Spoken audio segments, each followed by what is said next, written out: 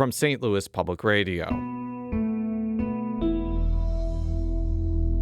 This is the Politically Speaking Hour on St. Louis on the Air.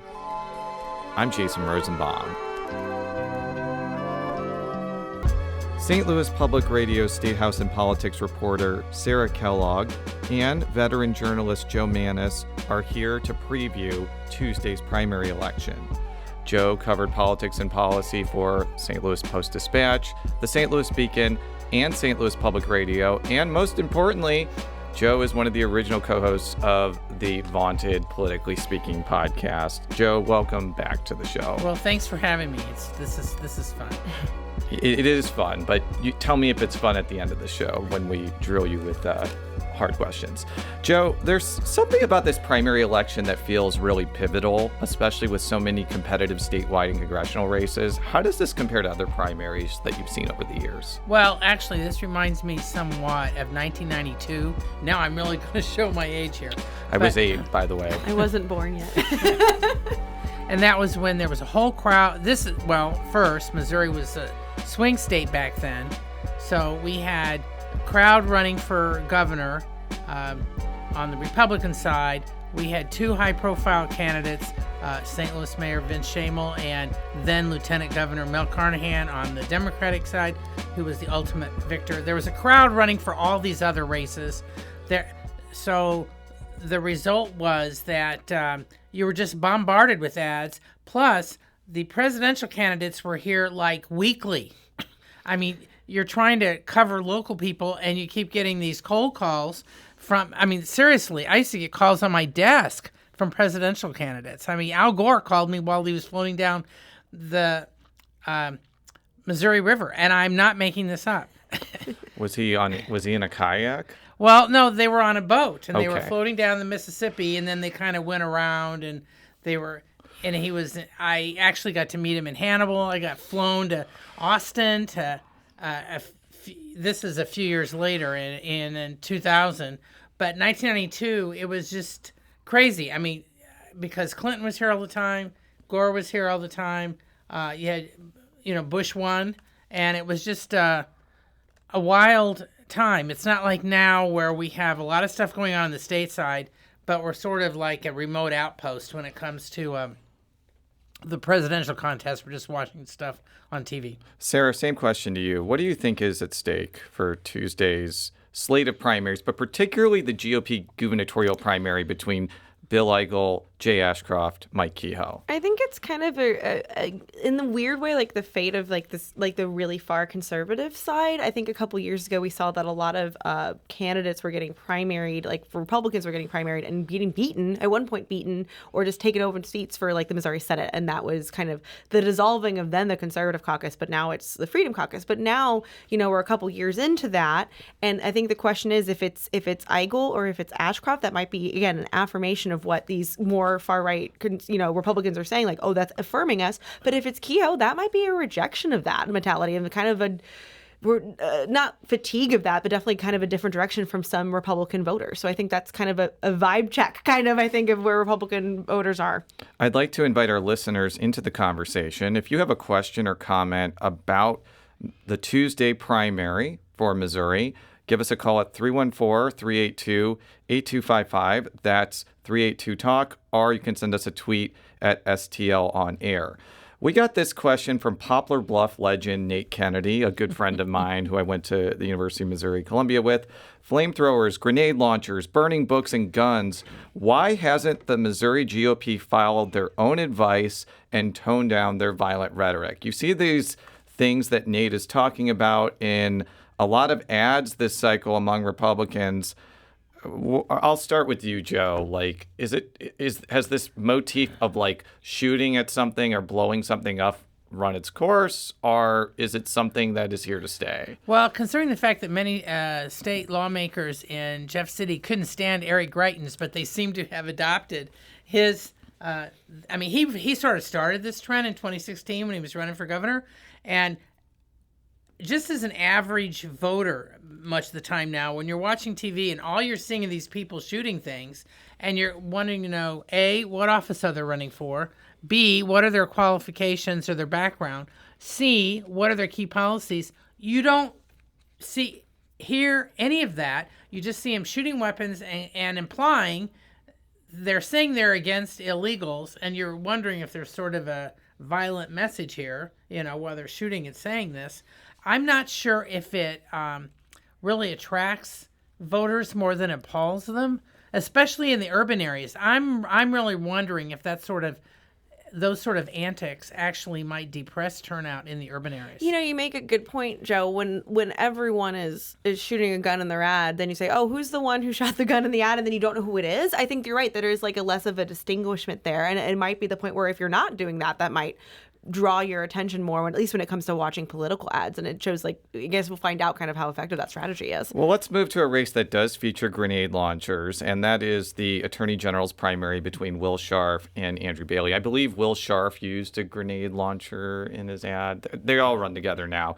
So Scharf has been trying to paint himself as an outsider, even though he worked for Governor Eric Greitens and is tight with influential conservatives. Here's him responding to a question from me about whether his outsider credentials are overstated. The reason that I've gotten the national profile that I have, the reason that I have the national support that I have is because I've done very important things for the conservative movement, whether it's the work that I'm doing defending President Trump now, or whether it's the work I did during the Trump administration on judicial confirmations in the U.S. Supreme Court.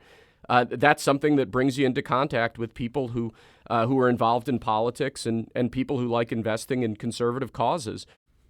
That is Will Scharf, one of two Republicans running for Attorney General. Sarah, I'll go to you first. Do you think the amount of money Scharf has been able to bring to the table will help him defeat Attorney General Bailey? I'm not sure. I think that with Bailey, even though he hasn't been elected to the position, he still is the incumbent, and there's been 2 years of Bailey being in that position. And actually, when I reported on this race, I spoke with Anita Mannion, who's at the University of Missouri, St. Louis, and she said, same thing with Schmidt. The Attorney General's office, kind of the last couple of years, has been kind of used as a press release factory in a way, where there's a lawsuit and then they're publishing it and then it gets news coverage and then there's another issue that becomes a big deal and then there's a lawsuit and there's news coverage. And so I think that both of those, both Schmidt and now Bailey, have really used the office to draw attention to these issues, but also to get media attention for it. So I think he has more name recognition because of that. So I'm not sure how much the money is going to be kind of a factor, Meanwhile, Bailey has really focused on the fact that Scharf comes from a wealthy family and that he was born in New York, even calling him Wall Street Willie. There's just one problem with that argument, as seen as this in this clip on a recent edition of Politically Speaking. Were you born in Missouri, by the way?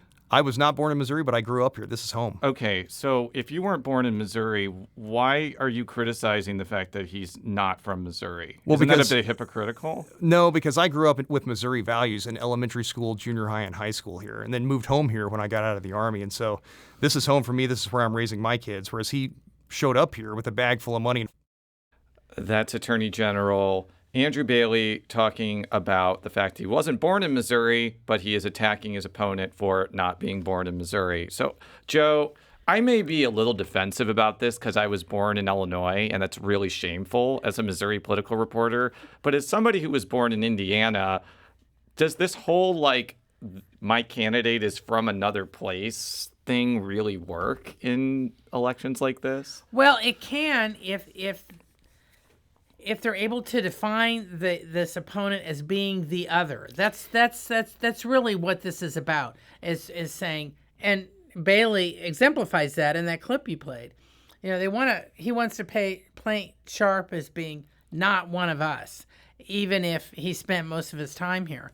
And I think if you have a close contest and people aren't really sure, if your ad kind of distinguishes something, it could affect the result. I'm not sure how much, but again, I'm going to sound like an old lady here. I really am surprised that so many of these candidates aren't running some ads that at least lay out who they are, because then all these attack ads just sort of blend together. Well, something really interesting to me about the outsider claim is that Will Scharf uses the exact same language and uses it as a positive. I'm not entrenched in, Jefferson City. I will bring a fresh perspective, versus Bailey saying, oh, well, he's an outsider and he's not from here and he doesn't have those values. So it's very interesting to see kind of the coin flip of that exact same word meaning different things for those candidates. We need to take a quick break, but we'll be back with Sarah Kellogg and Joe Mannies in a moment.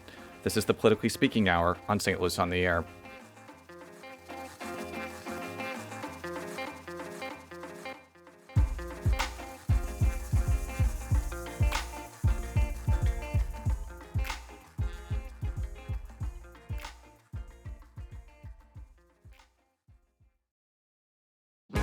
If you have a smart speaker, you have access to the entire world of NPR and St. Louis Public Radio. All the latest news and all the captivating stories. Activate our voices with yours by telling your smart speaker to play St. Louis Public Radio. Welcome back to the Politically Speaking Hour on St. Louis on the Air. We now return to our preview of Tuesday's primary with STLPR's Sarah Kellogg and political journalist Joe Mannies. Let's go to Mick from Kirkwood, who has a question about the very intriguing Secretary of State Republican primary. Mick, welcome to the Politically Speaking Hour on St. Louis on the Air. Thank you. Thank you for taking my call. Looks like we have an 8-way race, and I was just curious what you think about Jamie Corley's chances of winning on Tuesday. Thank you, Mick, for your question. So as Mick alluded to, there are 8 Republicans running for Secretary of State. I could not tell you who is going to win because polling shows that one public poll shows 2 people tied at 11% and 40% undecided. Sarah, we had the pleasure of talking to many of these candidates. First of all, what do you think of Mick's question? And second, could anybody actually predict who's going to win this race? I think that would be a very tall ask for anybody to predict. So I think talking about Jamie Corley's chances, I think that's something that does set her apart, and that she is kind of run on is that she hasn't been a part of the legislature, and she says that why would you want to see basically the conflict that's happened the last couple of years and ask for a promotion. So I think that is a part, and also I think she's made obviously headlines with her filing an initiative petition that would have ended Missouri's abortion ban. She withdrew that amendment because of a competing one, but I think that her choice right now is as good as any's, because I think it's just really hard with that many candidates to know who's gonna. I think again that's a name recognition and money, and I think just who kind of conversation. So we talked about Attorney General Andrew Bailey trying to keep his job after Governor Mike Parson appointed him, but Treasurer Vivek Malik is also facing a tough challenge for a full 4-year term in the race that features House Budget Chairman Cody Smith and Senator Andrew Koenig. Sarah, what do you make of this contest? I think this is of the endorsements that Parson has issued. He's only issued 3, which were the people that he appointed to the position. So we have Bailey, and we have Malik, and we have Kehoe. I think that Malik might have a tougher time with an election bid than others, and I think we're going to get into it. I think, sadly, I think it's because of his name. I think that there's going to be, with Republican voters, I think we have precedents. I think you have a question on this happening before, but I think that the likelihood of somebody voting for a Cody Smith might be higher if they just don't know the candidates. Well, you segued very nicely. Malik is the first non-white person ever to be appointed to statewide office. And there's been some conjecture among Missouri Republicans that he may be an underdog because his name is less conventional than, say, Cody Smith or Andrew Koenig. And he may, here's Malik addressing that concern directly on Politically Speaking. My name may be different, but I think Missouri voters are mature enough to understand that he's a proud American, and they will look at my work for the last 1.5 years rather than the name that I have. That is State Treasurer Vivek Malik, who is trying to keep his job on August 6th. What Sarah is referring to, Joe, is that Shamed Dogan lost to somebody who literally spent no money, and the fact that his name was Shamed Dogan is cited as a reason.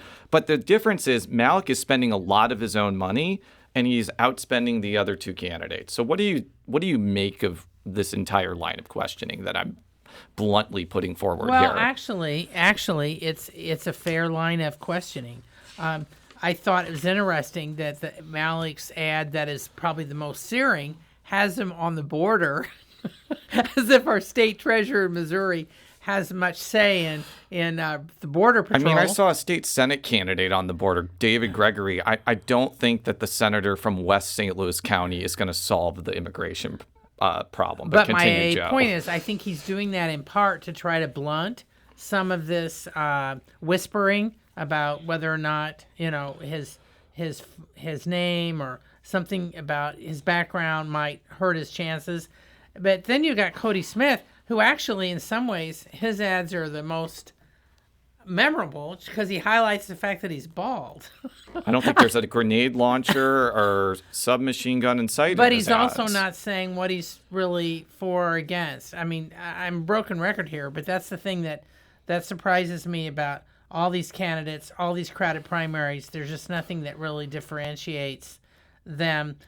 So, I mean, Malik, it's going to be interesting. And a couple of the more well-known people running for state treasurer, I mean, locally, like Andrew Koenig, I'm not seeing hardly anything from him. So I think he's relying on his long-standing conservative base.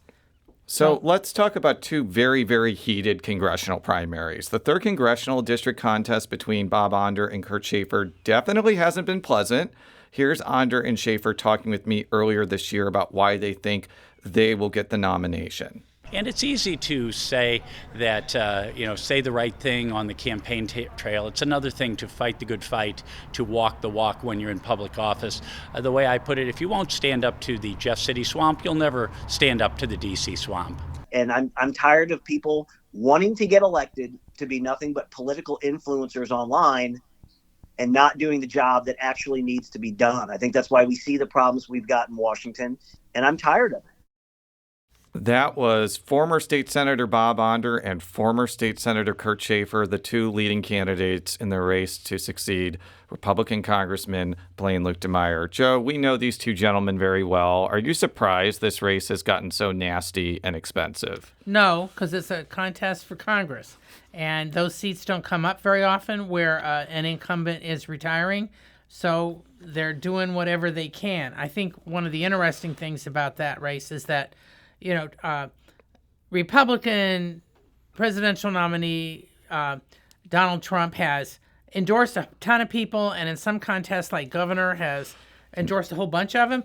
But in that race, he actually took a stand, and it's on Onder. And you don't know, well, if it's because of Schaefer's failed contest against He's weak on Senator MAGA, according Hawley. to Trump. Yeah, Senator Hawley Whatever that some years means. ago. I know. I mean, my point is, I think it's intriguing that that's the one race that Trump picked a side in Missouri. Yeah, and Congressman Blaine Luke DeMeyer has endorsed Schaefer, and there's been a ton of outside money in this race. Yes. And I think that almost like $8-9 million has been spent on behalf of Schaefer.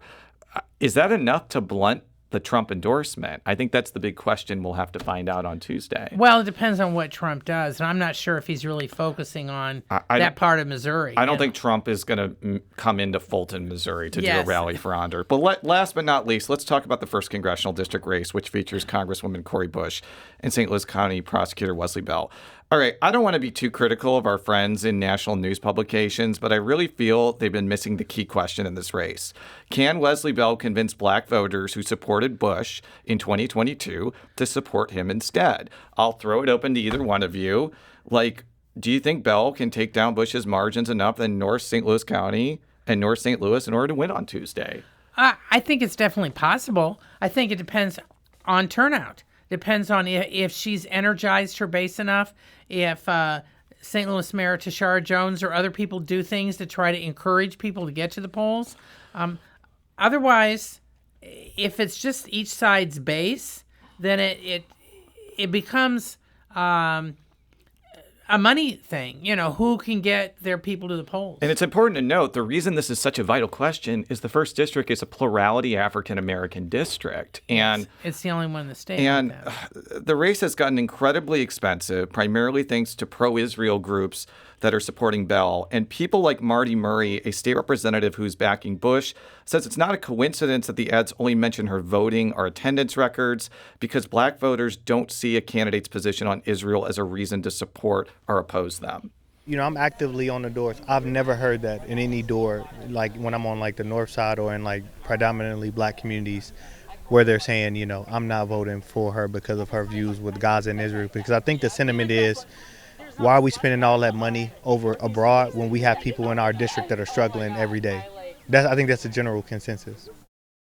That is Bush supporter Marty Murray, who is also running for state representative. Joe, Sarah, how would you respond to that? I think that the attacks against Bush as far as attendance, and I know she's gotten some behind-the-scenes hits from labor and others because of her vote against the trade unions. Yeah, trade unions. All of labor is not against her. Yes. Let's not diminish service unions. Okay. I'm part of two, Joe. Okay. Continue. But my point is that she's gotten hit over some of her votes, and then she's also gotten hit over her lack of attendance. I think those are probably the most powerful accusations against her. But on the other hand, there's a lot of stuff that's being attacked against Wesley Bell, and I'm very curious. I mean, incumbency has power, and she's the incumbent, so that could help her in the end. And to piggyback on that point, Erica Porter, a political consultant who isn't working for either candidate in the race, says the intense messaging within the ads that are put out by pro-Israel groups really focus on Bush's divergence from President Joe Biden's domestic agenda, and it could give black voters who are so vital in this race second thoughts. I hear a lot of disgruntled comments about the times that she reared away from Biden's agenda.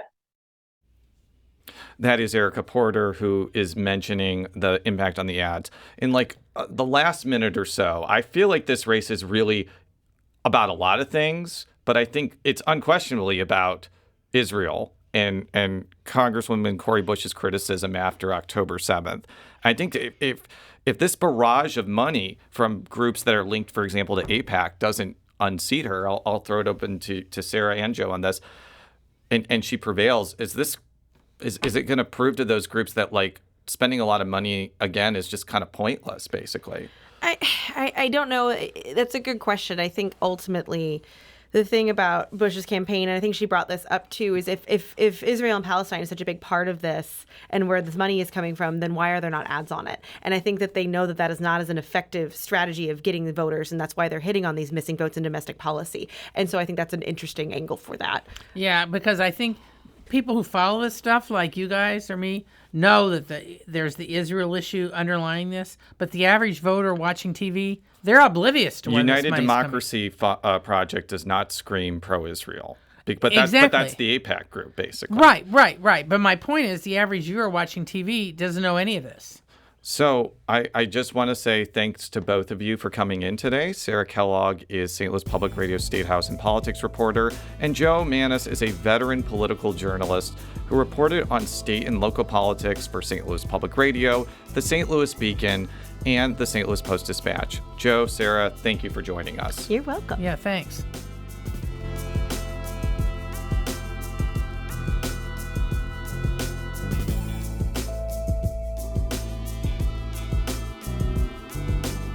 Today's episode was produced by Jason Rosenbaum. Our audio engineer is Aaron Dorr. This podcast was mixed and edited by Aaron. Our executive producer is Alex Hoyer. St. Louis on the Air is a production of St. Louis Public Radio. Understanding starts here. Do you find yourself regularly listening to episodes of St. Louis on the Air? Suggest us to a friend you think might enjoy our conversations. And leave us a review and rating on Apple Podcasts on the App Store. It's the simplest way to help people discover our show. Thanks. St. Louis Public Radio is a member-supported service of the University of Missouri St. Louis.